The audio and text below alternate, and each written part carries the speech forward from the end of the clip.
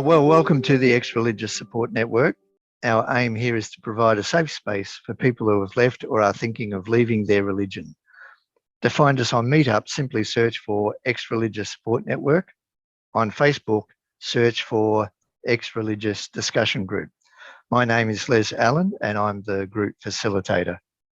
This is the fourth session in a series of sessions exploring various aspects of religious trauma presented by professional counsellor Caroline Winzenried. Caroline started this series with an overview with the hidden toll of religious trauma. Her next two sessions were on the persistence of purity culture and the nature of identity and relationships. In today's session, Caroline will explore the concept of sin, as it is ever present in many faiths. The emphasis placed on sin and the dire nature of its consequences can plant a pervasive, nagging, or overwhelming fear that often follows people long after leaving a religion. Teachings around sin can also cause people to develop a deep-seated sense of shame around the idea that they are inherently wrong or bad. She will discuss the traumatic shame and anxiety that can take root from a focus on sin. So, a little about Caroline Winzenried. She's a counsellor working from Boronia here in Victoria, Australia. Caroline works from an existential, humanistic lens with individuals across the lifespan, from adolescent to older adults, on issues including anxiety, depression, and interpersonal relationships. Her areas of special interest include working with religious trauma and grief and loss. So please welcome Caroline. Thanks, Liz, for that introduction, and thanks so much, everyone, for having me here tonight. It's such a pleasure to be here, and it's great to have the opportunity to share a little bit about the subject that I'm really passionate about. And as Liz said, tonight we'll be exploring a little bit about the concept of sin and punishment and how important those are in several world religions. I'll just take a moment here to bring up my slides. Okay. So as Les said, my name is Caroline Winzenried, and I'm a counselor with a special interest in religious trauma based in Boronia. Some of you might recognize me from some presentations I've given before on religious trauma and the various ways that it can manifest. But today I'd like to really zoom in on how some ideas about this role of sin and punishment in religion can leave a pretty lasting emotional and cognitive impact. And we're going to do a little bit of jumping around tonight. So I just want to give you a look into where this presentation will go. We're going to start with some important background information, differentiating the concepts of sin and punishment in three different world religions: Christianity, Islam, and Judaism. Next, we'll take a look at how the centrality of sin and punishment and all that that entails can lead to a pervasive fear of both of these concepts in both people with diagnosable mental health disorders and in the general population. So just a quick note on terms today. I'll be using the word sin as a catch-all term going forward, particularly in the later sections of this presentation, but I think it's important to note that many world religions don't actually use this term. They have several different words for this concept, and many differentiate with how severe they see them or whether it was intentional or not. I'd also just like to warn you that I'm likely to embarrass myself mispronouncing some of these words, but I'll do my best. I've tried to capture a snapshot of the beliefs that may differ across each of these religions, but it's quite complex, and even within religions, there are many different perspectives. So if you feel that I've mischaracterized anything, or if you just want to correct my pronunciation, I welcome you to bring that up at the end of this presentation. So I'd like to start by taking a look at sin across the different Abrahamic religions. I'm sure many of you here are all too familiar with some of the ideas your previous religion may have had about sin and punishment. In many religions, these teachings tend to be front and center. But I'd like to just start us off here with a brief overview of how these three different religions conceptualize sin so that we can get a sense of some of the nuances of these themes and how they might differ between these religions. So, as you can see here, all three of these religions have different categories of severity when classifying sins. Catholicism, for example, classifies sin by whether it's a mortal or a minor sin. And they refer to these as mortal or venial. Islam similarly categorizes sins by how severe they're seen. And this is where my pronunciation might get a little wacky. They have their major or al-kabair versus minor al-sagair. Major sins in Islam are any sins which are mentioned explicitly in the Quran or Hadith and are prescribed a specific legal penalty or punishment. I'll give a few examples of these major sins on the next slide. There is no outline of or definition necessarily for minor sins, although examples given by Muslim leaders to illustrate the concepts often include showing relatively harmless immodesty or disregard for another person. These minor sins do not require repentance and do not cause the person who committed them to face punishment in the afterlife. However, if someone repeatedly commits them and shows that they don't have any remorse, they may become major sins. As with Islam, there are several different words for the concept of sin in Judaism. Judaism differentiates between sins done purely out of rebelliousness, or pisha, sins done intentionally and out of a moral failing, avon, and sins committed out of ignorance or simple negligence, hit, I believe. In Judaism, it is a sin to violate any of the 613 commandments. These commandments are both positive, meaning they're instructions that you should perform an act, and negative, meaning instructions to avoid an act. I'll have a few examples on the next slide for us to explore that.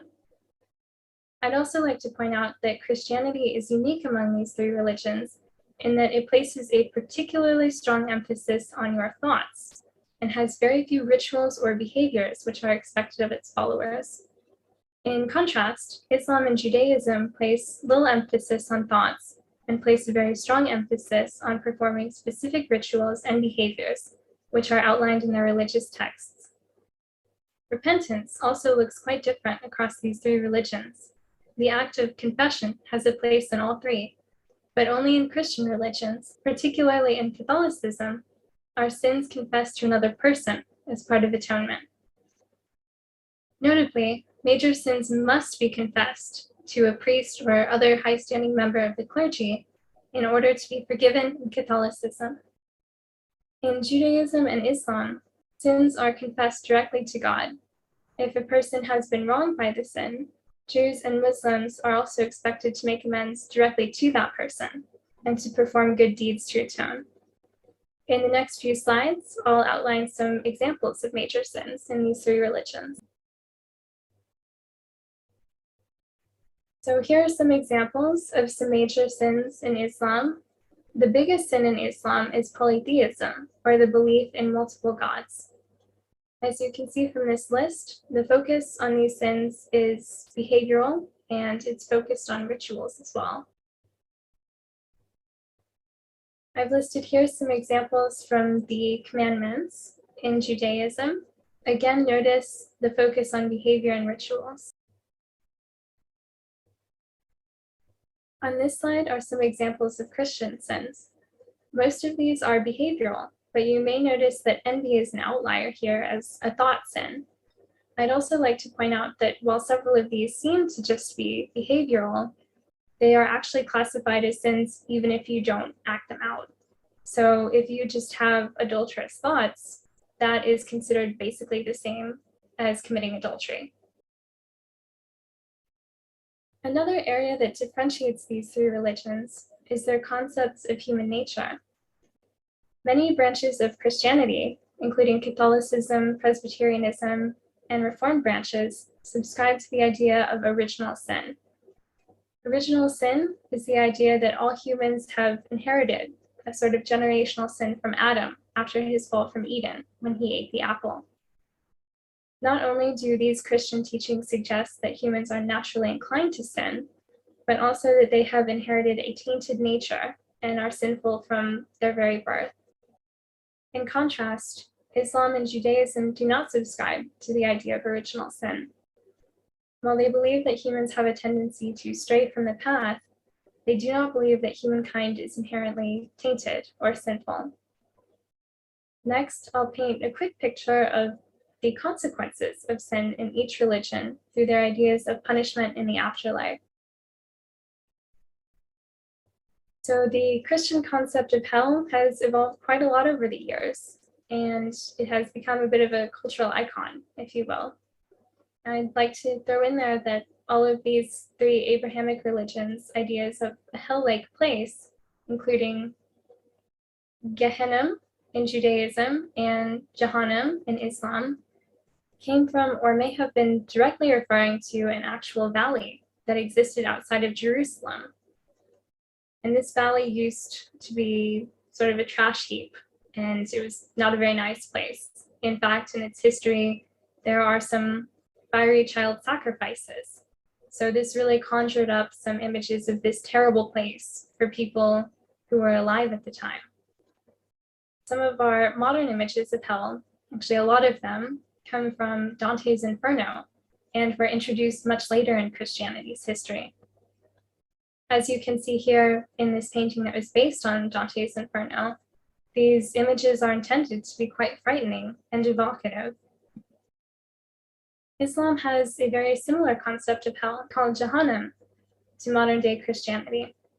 Jahannam is often described as a fiery, terrifying abyss where sinners are sent. But there's a major difference between hell and Jahannam, which is that Jahannam is not eternal. Sinners spend a set amount of time here atoning before they may reach Jannah, or paradise. The concept of hell is kind of a tricky one in Judaism because there are some very different ideas, even within the religion, about the afterlife. Traditionally, the Torah mentions a place called Sheol, which is this sort of ill-defined place beneath the earth where all the dead go. There's no judgment in Sheol. Everyone goes there regardless of how they lived. But in later years of Judaism's history, other ideas of the afterlife emerged, which included sort of a heaven and a hell-like place. This hell-like place was called Gehenna, and for some, this may be a temporary passage on the way to the Garden of Eden, or their version of heaven. For others, it may be their final place of rest, if you can call it that. So these concepts of sin and punishment are hugely important in religion. They often reinforce these moral codes that are set about in these sacred texts and inspire a fear in people that keeps them very preoccupied with these potential punishments and doing everything that they can not to commit sin or stray from these paths and face this eternal punishment. So it's very natural that this leads to a pretty pervasive fear in both people who have been diagnosed with a mental health disorder related to anxiety around this or other things, but also in the general population. I'm going to start by talking about how this manifests in a particular category of obsessive compulsive disorder, and then I will discuss how it manifests even in the general population. Scrupulosity is a subcategory of obsessive compulsive disorder. You might be familiar with OCD, but to give a quick summary, it's a disorder characterized by frequent intrusive thoughts which produce extreme anxiety. And everyone experiences intrusive thoughts sometimes, but people with OCD attribute a much greater importance to them. These intrusive thoughts are often accompanied by compulsive behavior to make sure that the thought does not become a reality. With scrupulosity, these intrusive thoughts take on a religious theme. Someone struggling with this may have frequent and distressing thoughts about committing a sin. For example, having sex with someone outside of marriage, or worshiping another god, or not correctly performing an important ritual. Intrusive thoughts may also take the form of intrusive mental images of a sacrilegious nature. Religious compulsions, such as excessive praying, confession, seeking reassurance from religious leaders, and ritualistic cleansing, may accompany these obsessions. Research suggests that scrupulosity takes quite different forms, depending on a person's religious background. Christians are more likely to be preoccupied with intrusive sinful thoughts, whereas Muslims and Jews are more likely to be preoccupied with fears of not having fulfilled religious rituals and customs in a correct way. In ritualistic religions, such as Islam and Judaism, the compulsive element, for example, checking and repeating rituals to make sure that they've done it correctly, may be more salient than the obsessional element. Whereas in Christianity, this obsessional element of fearing that one has sinned by having sinful thoughts tends to be very salient. Scrupulosity has been found to affect people in many countries and religions, but particularly the three Abrahamic religions of Christianity, Judaism, and Islam. It affects somewhere between a quarter to a third of all people with an OCD diagnosis. A 2017 study by McIngvale and others found that participants with scrupulosity reported higher levels of overall OCD symptomatology and higher levels of overall disability, including work and social disability, than participants with other forms of OCD. Typical treatments for OCD involve some form of cognitive behavioral therapy to help clients decatastrophize by confronting and testing out their fears. This can pose several challenges when treating clients with scrupulosity, because in many cases, these fears cannot be tested. A Muslim man who is asked not to engage with his compulsion of cleansing himself over and over again to make sure that he gets it right won't actually be able to test if that will result in him being damned for an eternity. How can he know? Some clinicians aim to bypass this by directly challenging a client's beliefs about hell and damnation. However, this is often received as an affront to the client's core religious beliefs, and many religious clients who are challenged in this way drop out of therapy before continuing the treatment and starting to feel better. Scrupulosity in Christianity poses another unique challenge because of its culturally normative thought-action fusion. Thought-action fusion is a set of two beliefs which together are thought to cause and perpetuate OCD. The first one is that having a thought is equal to carrying it out in reality. The second one is that having a thought increases the chance of it happening in reality. A challenge with Christianity is that this thought-action fusion is actually built into many Christian teachings, which state explicitly that certain thoughts are sinful. Many trace this understanding back to Jesus' Sermon on the Mount, where he said, "You have heard that it was said, 'You shall not commit adultery.' But I say to you that everyone who looks on a woman to lust for her has committed adultery with her already in his heart." Because this thought-action fusion is such an integral part of many Christian teachings, it can be really difficult to challenge this in therapy. As I mentioned before, a preoccupation with sin and following rituals isn't unique to those who suffer from OCD. If you join me for a presentation on purity culture that I gave before, you may remember some of the ways that this can manifest in sexuality and intimacy. Many people, both religious and those who have left religion, struggle with thoughts around sexuality and the idea that these thoughts make them sinful. This is particularly salient in LGBT populations. A participant in Hibma's 2018 study describes his experience as a gay Christian man this way. "We are limited to a very specific idea, a sin narrative, a struggle narrative." He explains that as someone who is thought to be living in sin all the time as a gay man, he must adopt this narrative of a constant holy struggle against his innate sin in order to be accepted by his religious community. And this also extends to behaviors and rituals that one may have been a part of when they were still a part of their religion. Even after leaving a religion, this preoccupation doesn't fade so easily.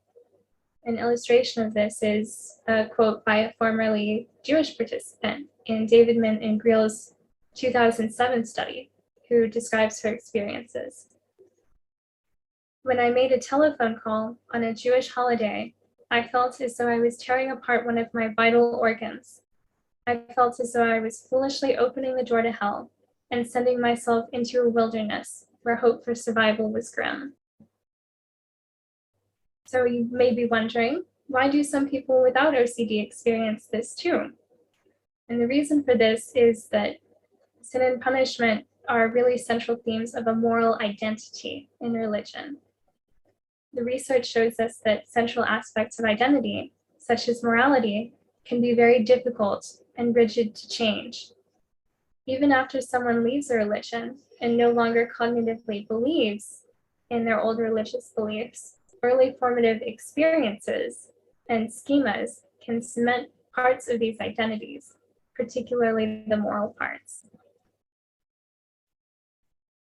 One pillar of this moral identity is early formative experiences, such as credibility-enhancing displays. In the case of a formerly religious person, seeing a parent regularly perform religious behaviors that require significant monetary, behavioral, or time sacrifices, for example, adopting a strict diet, attending church, or making time at several hours of the day for regular ritualistic prayer. Seeing trusted adults repeatedly go through these actions and perform these high-cost behaviors can reinforce the child's concept of religion as a central moral theme. And this often results in internalizing the religion as a core part of the child's identity. And I'd like to add too that when we talk about morality here, there are several overlaps between Christian, Judeo-Christian ideas of morality and secular ideas. But what's important here is also the rationale for those ideas. For example, a secular person and a religious person might find it important to show compassion and to be kind to other people. But the reasons for that might be very different. And it's those reasons that can also stick around. So the other pillar of this moral identity is schemas. Schemas are cognitive frameworks which help us to organize and make sense of information. Identity schemas can be deeply embedded in the psyche and often become resistant to change over time. This is because people often shape their understanding of themselves and of the outside world around their schemas. If they encounter information which isn't consistent with their deeply entrenched schema, they are likely to try to outright reject the new information or to mold it to somehow fit inside of their existing schema. Sounds a little technical, so I'd like to give an example here of a child learning from her parents what dogs are. Her parents' trusted figures may teach her about several different breeds of dogs. She comes to understand that not all dogs look like her family dog Lucky, who is a Labrador, but they do share certain features, such as being hairy, smaller than humans, and having 4 legs. And while she initially modifies her schema as she's growing up and learning from her parents to include corgis, spaniels, and poodles, this schema will over time solidify and become less accommodating of information which doesn't seem to fit. If a stranger tries to tell her that there is a 3-legged dog on the street and points to it and says, "That's a dog," she may either reject this new information, having learned that a dog has 4 legs, or she may distort the information to make it fit her schema. For example, by telling herself that it's a mutant dog. Because many tenets of a religious schema, for example, God's existence, are untestable, Tongren and others suggest that religious individuals may be less likely to modify these schemas.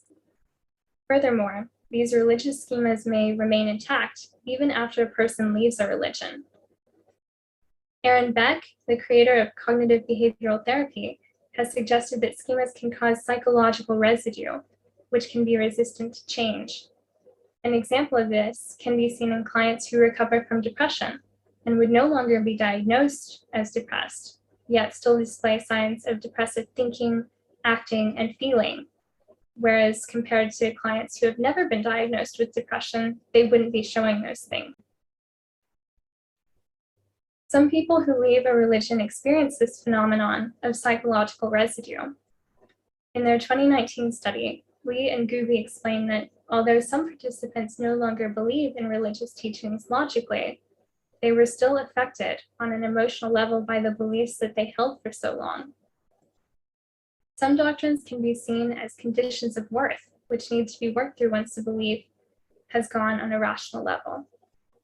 Nevertheless, even when this psychological residue remains, leaving a religion has been demonstrated in the research to noticeably improve outcomes for many people. In NISA's 2020 study, a participant describes her experience of leaving. You're taught that you're a sinner, and that's why you become a Christian, is because you need God to save you from your sins. As an atheist, I don't believe in the concept of sin anymore, so I don't have anything constantly pressing on me saying, you're a sinner, you're doing bad things, you need help. So emotionally, leaving was very positive for me. Talking about this psychological residue can be really challenging. Many people feel embarrassed that they still hold on to some of these ideas so strongly emotionally, even after rejecting them logically. Some people reach out for support to their partners or friends or loved ones, only to be asked, why can't you just get over this? You know this is ridiculous. And what I really want to emphasize here is that these lingering emotional responses are actually very normal. And while each person's experiences are unique to them, I'd encourage you to reach out and speak to others who have been through similar circumstances, to have that opportunity to see that you're not alone in struggling with this. Support groups play a really important role in this. One thing that research shows is that it makes such a huge difference to have people you can talk to who have been there. It's also a great place to share your story with others, and telling your story can help you to make sense of those experiences and create a personal narrative that feels authentic to you. It can also help others who are going through something similar to see what you've gone through, that you've come out on the other side, and to know that they can do it too. If you're struggling to disentangle yourself from this psychological residue, you may also find that it might be helpful to devote some time exploring this with the support of a counselor. Reconstructing an identity and releasing yourself from the hold of these emotional schemas are pretty big tasks, and it can make a big difference to be supported in that journey. And on these last two slides, I've listed the studies that I referenced during this presentation. There's been a lot of interesting research on this. A lot of it has been focused on scrupulosity in particular, which I'm really pleased about because I think this is a really important area. I'd also like to see a little bit more about some of the preoccupation with sin and the fear around sin and the anxiety that that causes in non-OCD populations as well, because I think as we've discussed today, this isn't just unique to clinical populations. And that's all for me. So thank you so much, everyone, for having me here. Thank you, Caroline. Now, I want to say that you can access the videos and podcasts of previous sessions by visiting the resources section of the Rational Realm website at www.rationalrealm.com. And from there, you can also download Caroline's presentation slides.